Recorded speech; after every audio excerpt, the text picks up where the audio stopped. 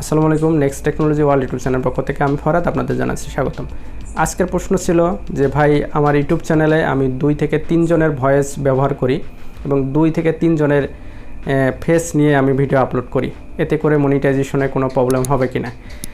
লক্ষ্য করুন, আপনি আমার যে ইউটিউব চ্যানেলটি আছে আমি ভিডিও আপলোড করতেছি, এখন আমি না আপলোড করে অন্য কারো কাছ থেকে যদি আমি এইভাবে ভিডিও নিয়ে সেটা আপলোড করে দেই তাহলে করতে পারবো, সমস্যা নাই। কতজনের ফেস আসলো কতজনের ভয়েস আসলো এটা নিয়ে প্রবলেম নেই। প্রবলেম একটাই, অন্যের ভিডিও হওয়া যাবে না, শুধুমাত্র আপনার ভিডিও হইতে হবে এবং ভিডিওটা আপনার চ্যানেলেই প্রথম আপলোড হইতে হবে। অন্যের কাছ থেকে ডাউনলোড করে নিয়ে আপলোড করলে হবে না।